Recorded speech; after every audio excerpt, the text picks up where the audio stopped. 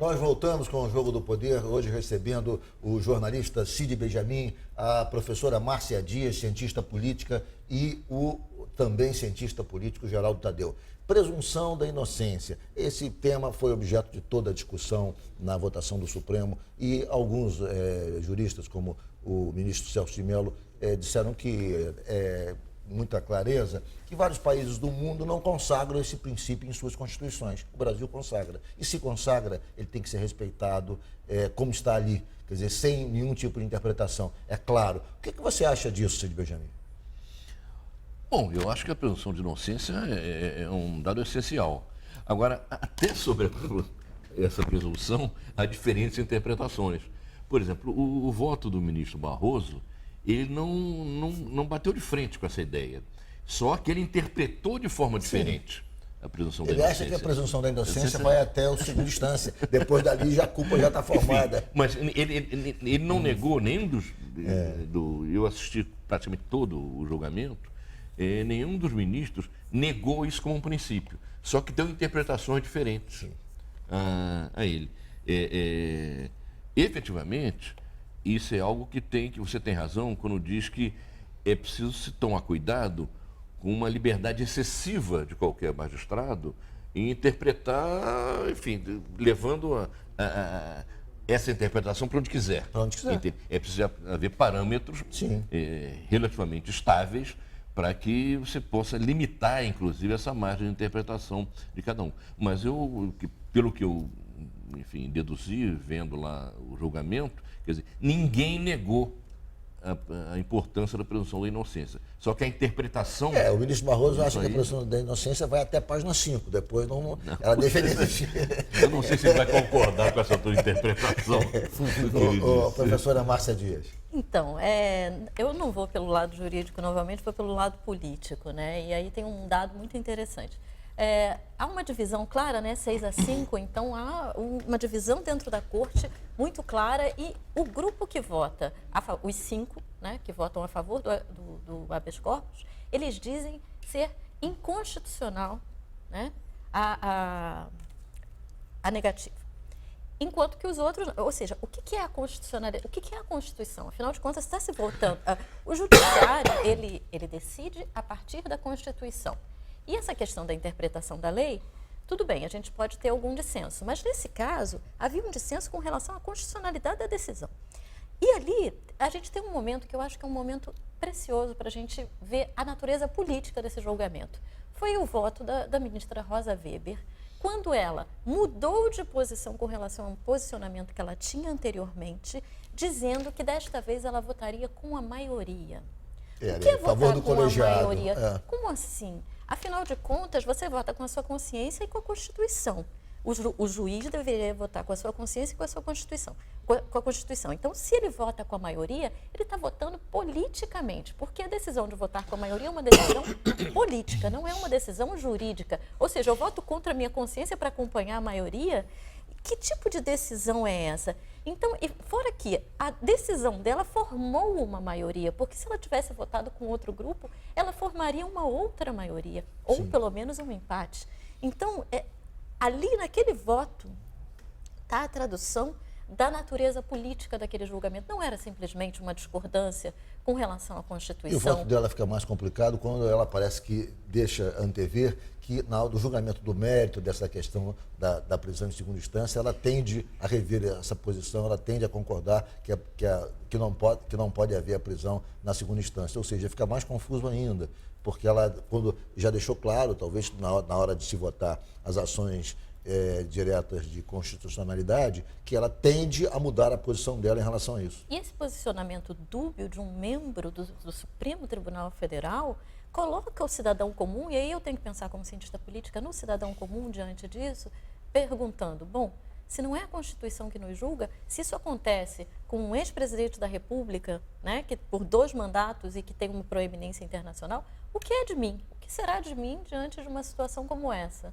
Né? E isso nos coloca numa situação de insegurança jurídica e de conflito social muito grande, de eminente conflito social. Essa é a minha preocupação. Tadeu, nós estamos na iminência de um conflito social? Na sua avaliação, você como cientista político? Eu acho que nós estamos na iminência de uma crise institucional, talvez. Não sei se a gente está na iminência de um conflito social. Isso aí, eu posso estar sendo otimista na minha visão, ou até excessivamente realista nesse caso, mas eu vejo na iminência de uma crise institucional, na questão do cumprimento do mandado de prisão. A gente sabe que é uma questão de tempo. Eu acho que o juiz Sérgio Moro ele se antecipou deliberadamente ao que poderia vir a ser uma mudança no quadro posterior, porque havia toda essa movimentação de liminares junto ao Supremo. Há uma discussão que o juiz Sérgio Moro se antecipou porque o julgamento mesmo em segunda instância não está concluído, porque ainda há a possibilidade de se fazer um embargo do embargo. Então, para que houvesse a deliberação da prisão, era necessário que pelo menos o julgamento em segunda instância tivesse sido concluído, e não foi concluído. Na verdade, todo mundo esperava que ele aguardasse o decurso do prazo, pelo menos de terça-feira, onde aí poderia haver interposição de recursos para poder tomar a decisão. Ele se antecipou, acho que politicamente, em função de movimentações em Brasília, com pedidos de liminares que possam vir a ser julgadas por pedido do ministro Marco Aurélio, por exemplo, na próxima plenária do STF. Então, ele se antecipou no sentido de criar o fato consumado, colocar o Lula na prisão, colocando no STF o ônus, digamos, de retirá-lo da prisão mais adiante, não o contrário. Mas eu queria só esclarecer na questão do STF, que é tradicional no direito, na sociologia jurídica, a gente entender o seguinte: quanto mais elevado o tribunal, mais político ele é, né? Então, o juiz de primeira instância, ele julga exclusivamente com base nos autos e na lei. Ele não faz considerações de ordem política no julgamento. Sim, não deveria fazer. Mas, na segunda instância, também, os julgamentos tendem a ser mais técnicos da média. E quanto mais alto o tribunal, maior a consciência da responsabilidade política daquelas questões. Porque uma decisão do Supremo tem uma repercussão no país inteiro, né, nas diferentes estratos sociais, na economia.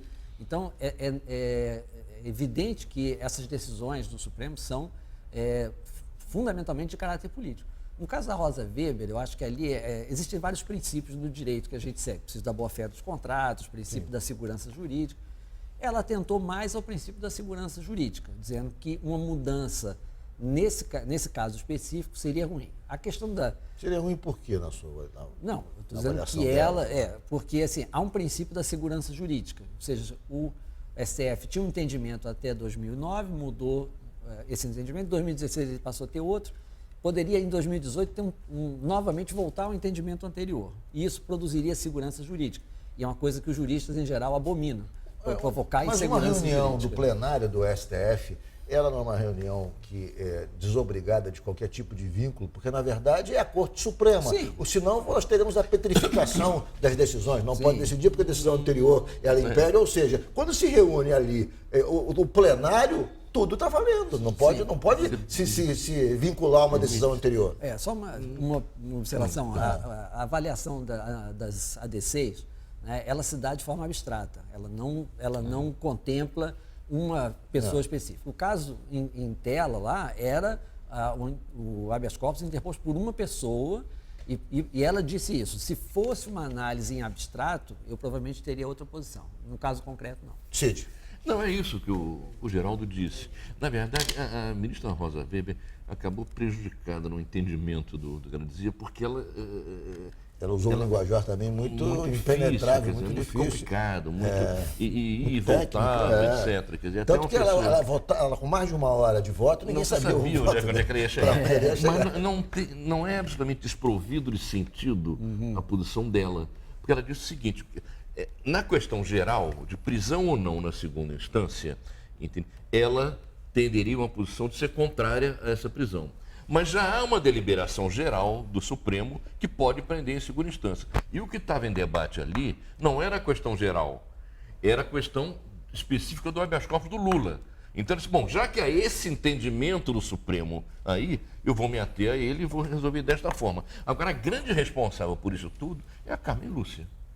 Que ela não poderia ter pautado a questão específica quando havia duas questões gerais, mesma questão colocada em duas ações, entende? Que poderiam modificar o critério Aí geral. volta ou não. ao nosso ponto inicial, ou seja, essa decisão da Carmen Lúcia foi eminentemente política. Ela, na verdade, ela não botou em votação o assunto de maneira genérica e botou em votação o habeas corpus, que dá um tom casuístico, ou seja, se mudar a posição, vai ser para atender o presidente Lula, o que deixaria os ministros numa situação muito mal. Então, e o julgamento do caso, de maneira geral, não poderia, em tese, estaria imune a qualquer tipo de crítica, porque seria uma decisão em tese. E não estava sendo discutida a questão geral ali. Não. Estava sendo discutida a questão do habeas corpus do Lula.